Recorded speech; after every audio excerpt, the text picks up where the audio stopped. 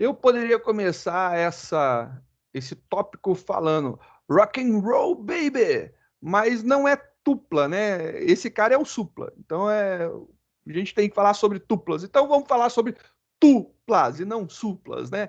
Vamos conversar sobre o que são tuplas. Tuplas são primas das listas, elas são muito idênticas às listas. São muito, mas muito idênticas mesmo. Tem uma diferença bem clara, que as listas a gente usa os colchetes. As tuplas a gente usa os parênteses. Então, lista é colchetes e tuplas são parênteses. Mas tem uma diferencinha entre as duas? Tem sim. As listas, elas podem ser modificadas, né? Você pode modificar. A gente viu, por exemplo, na aula de listas, a gente estava falando, por exemplo, quando eu quero modificar um valor. Cadê modificando um valor? Eu vi aqui de um carro que eu chamei ele de Celta. Tá aqui. E aí a gente chamou de Corsa. Então, isso daqui numa lista é totalmente possível. Eu posso pegar, dizer lá, olha, o índice tal agora tem tal valor. A gente muda essa referência aí numa boa, rápido, sem problema nenhum. As tuplas não podem. As tuplas, elas são imutáveis, né? Elas não aceitam modificações. É muito semelhante às strings, né? Se você for buscar lá os nossos estudos sobre string no Java, eu posso acessar uma posição de uma string através de um índice, né? Eu posso pegar um determinado índice dela, ela tem um método para a gente pegar isso daí, mas eu não posso modificar. Então eu posso acessar ela para um índice, mas eu não posso modificar ela. É uma coisa bem maluca e sim, ela é desse jeito. Eu não posso fazer essa modificação. As tuplas elas são legais para quando você precisa que os seus dados fiquem imutáveis, né? Que eles não possam ser alterados. Algumas vezes a gente precisa, sim, da imutabilidade dos dados.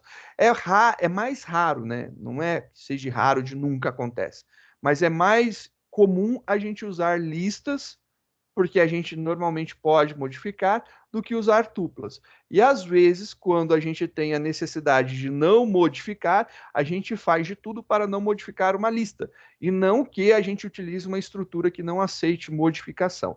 Então, também tem essa outra característica que acaba sendo possível. As pessoas que programam acabam utilizando listas ao invés de tuplas, e fazendo lá suas gambiarras, dando seus pulos, seus jeitinhos, para que não ocorra a modificação, né? Então fica vigiando e fica atento para que não ocorra as modificações.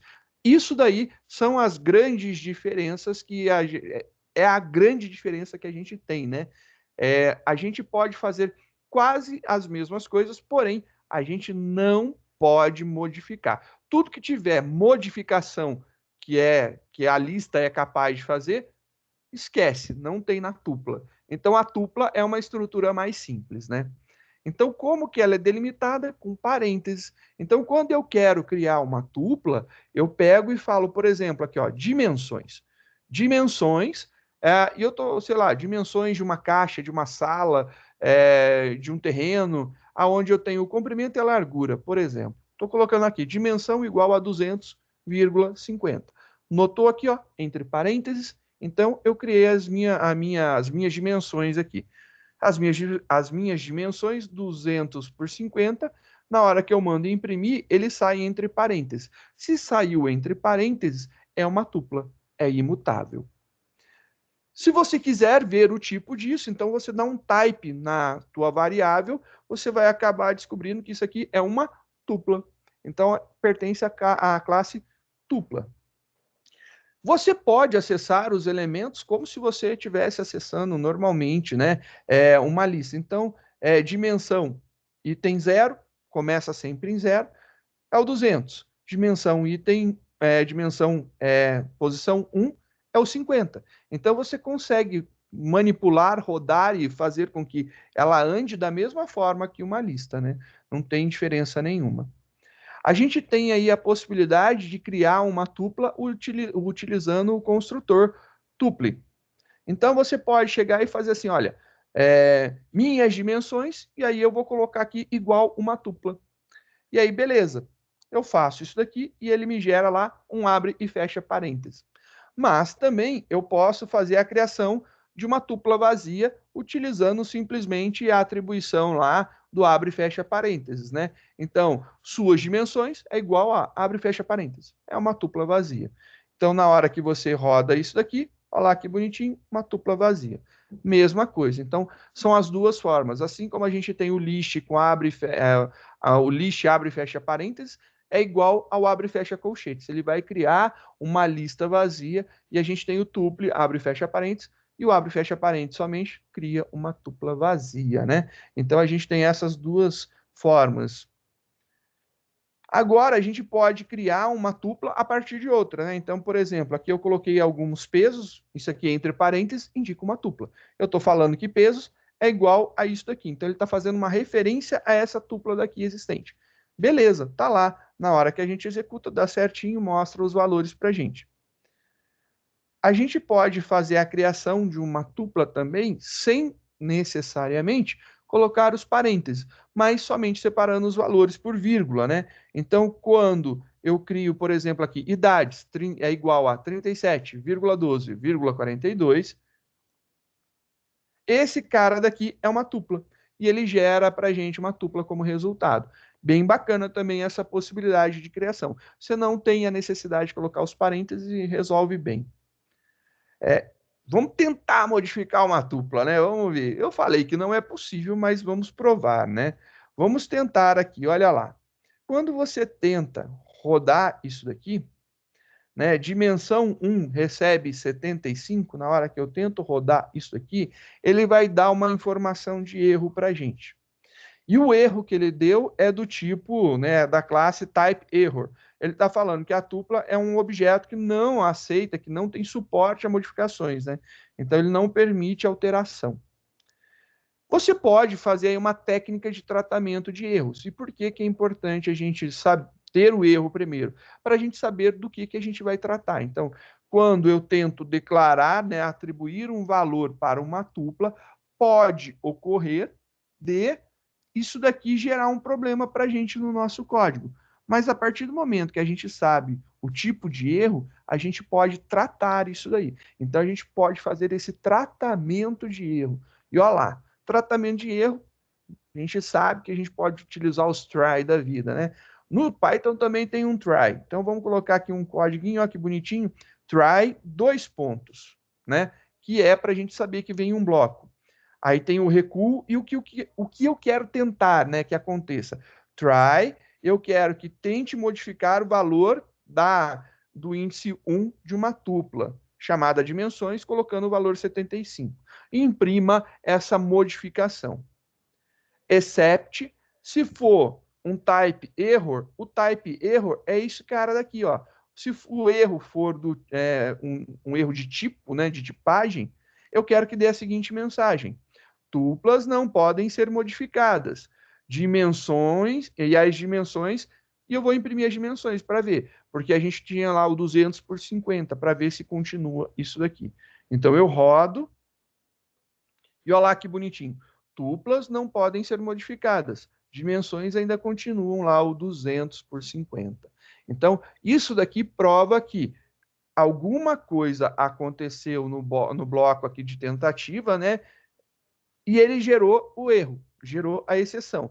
Caiu na exceção, imprimiu, e a gente viu que não ocorreu modificação nos valores das nossas dimensões ali. A gente pode navegar por tuplas de várias formas, né? Então, podemos iterar, passar pelos elementos, fazer a iteração, né? Iteração não é interar, né? É iterar uma lista, passar por todos os seus elementos, da mesma forma que a gente trabalhava com listas, né? Então, por exemplo, eu quero fazer aqui a impressão das minhas dimensões, né? Então, dimensão em dimensões, print dimensão. Posso fazer. Se você quiser utilizar um while, também pode. O while também vai funcionar. Normalmente, se possível for, utilize um for each. Perdão, utilize um for each para você poder iterar suas listas, suas tuplas. você vai acabar percebendo que sempre é uma das melhores saídas, né? Eu só recomendo a utilização de um laço while quando você precisa pegar os índices desses caras. Aí sim vale a pena você trabalhar com while para você manipular os índices. Quando você quer imprimir o índice, manipular de alguma forma, aí vale a pena. Caso contrário, não tem o porquê. Eu recomendaria fortemente a utilização dessas soluções do for each, né? A gente pode modificar uma tupla, assim como lá no Java a gente tem lá a string, ela consegue ser modificada sobreescrevendo, ou seja, fazendo uma nova referência, criando uma nova referência, fazendo com que o nosso nome, né, a nossa variável, nosso objeto, aponte para uma nova tupla.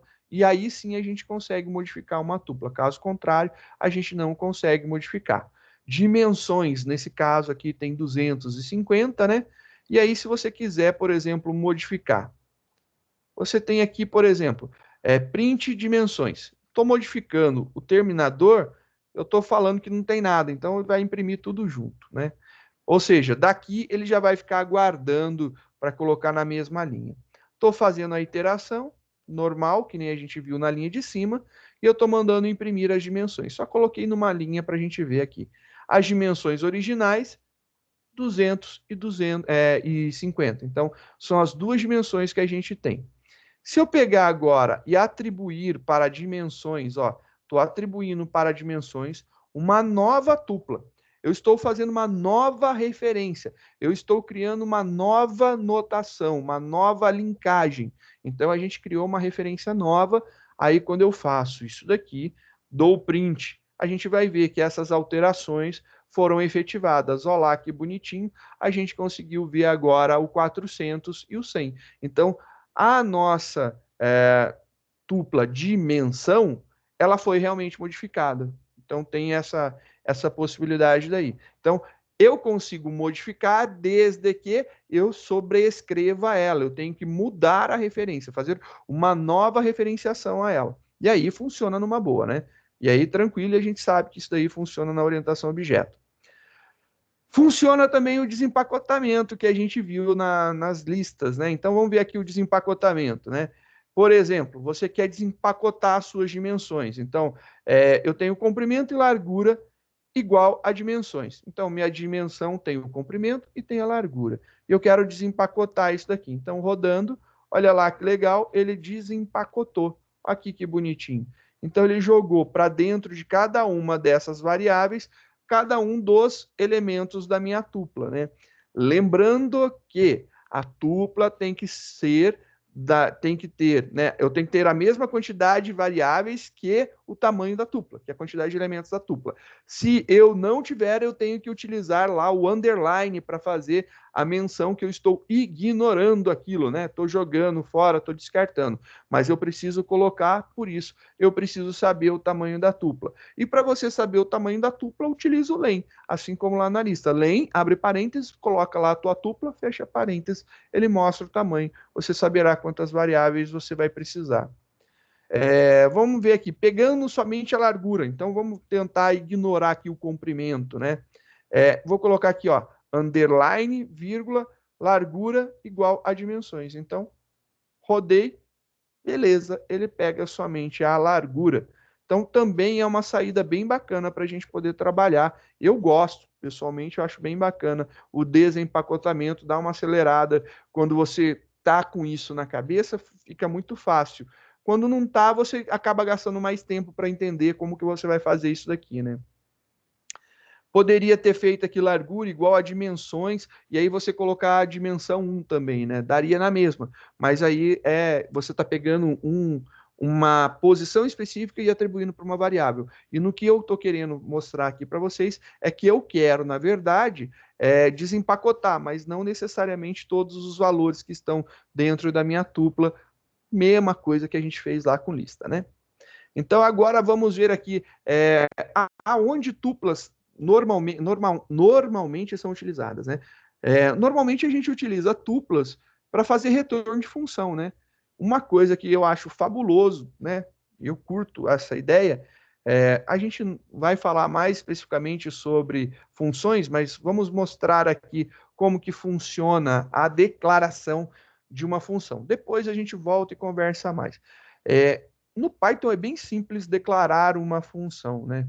Você coloca def, de definir, coloca o nome da função que você quer. Se ela tem parâmetros de entrada, lembrando que o Python ele é fracamente tipado, então você só coloca o nome das variáveis, né? Separados por vírgula, entre os parênteses, 2 pontos. E aí você vai escrever o teu código e tem que ter um return. Tendo aqui o teu return, né, vai voltar, retornar, e aí finaliza a tua função. Nesse caso aqui, eu criei uma função chamada soma e produto. É um pouco diferente a metodologia utilizada na nomeação do Python, né? O Python, a grande maioria das coisas que você olha são os nomes separados por underline. Então você escreve alguma coisa, underline outra coisa, normalmente tudo em minúsculo. Normalmente. Então, é uma das características, diferente lá da nomeação do Java, né? Que é primeira letra da primeira palavra em minúsculo, tudo em minúsculo, e a segunda palavra, da segunda palavra em diante, todas as primeiras letras são em maiúsculos e tudo junto, né? Então ficaria soma produto com o P maiúsculo aqui. Se quiser utilizar, não tem problema, não dá pau, não há reclamações. É que é mais comum na linguagem Python ser assim. Por isso que eu estou escrevendo desse jeito, para que vocês percebam e se acostumem, né? E normalmente vão ler códigos assim.